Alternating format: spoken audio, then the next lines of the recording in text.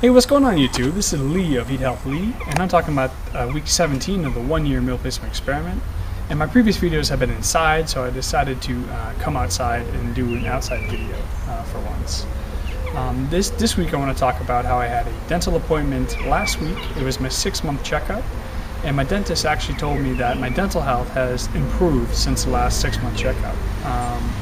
And she said I had much less plaque on my teeth than I had before.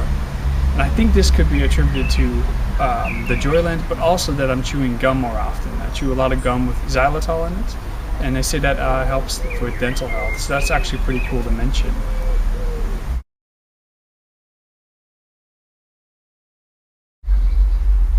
So I've had a lot of people ask me what are some of the pros and cons of eating 100% Joylent.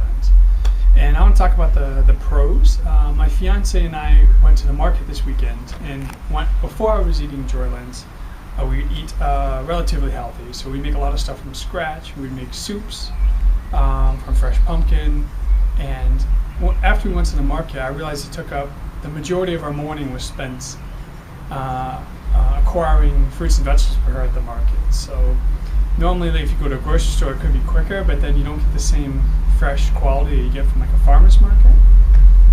So I think that to me is definitely a negative side of not eating 100% Joylent, is the amount of time it takes to prepare your meals from the moment you go out to buy it to the moment it's ready on your plate is very time consuming. With Joylent, you order it online, it comes in a couple of days to your house, and then you don't even have to really inconvenience yourself to have it come and get it ready.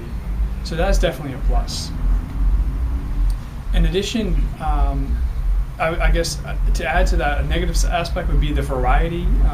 You definitely lose a bit of variety eating 100% Joylent as opposed to other foods. You have a lot more option, that is true.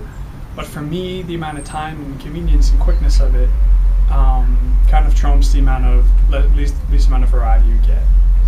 In addition, Joylent is also much cheaper than if you were to buy fresh fruits and vegetables. So that's also another plus.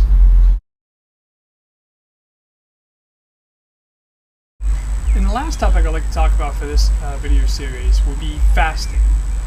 Within the scientific community, there's a lot of good and popular research on fasting, and fasting can be done in a very different amount of methods and variants. What I'm doing right now with the Joylent, I consume the Joylent for 8 hours. So I wake up at 8 in the morning and I stop eating it at 4 p.m. And I give 16 hours of fasting before I consume the next Joylent meal. There's an idea called an alternate daily fasting, where you eat as much as you want one day, and then the next day after that you cut down your calories to about 500 calories a day, and you alternate.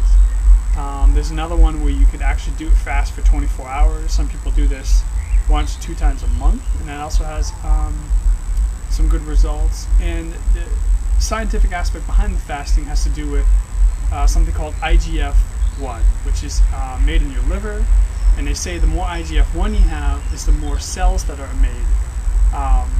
On the opposite side, if your IGF-1 is lower, then they say that your body goes into repair mode. And that's the biggest debate right now between the fasting.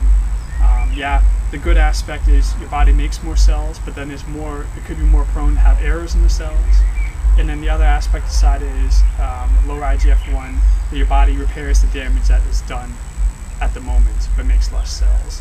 So that is very interesting. I've been doing this type of fasting, like I told you before, the 8 a.m. to 4 p.m.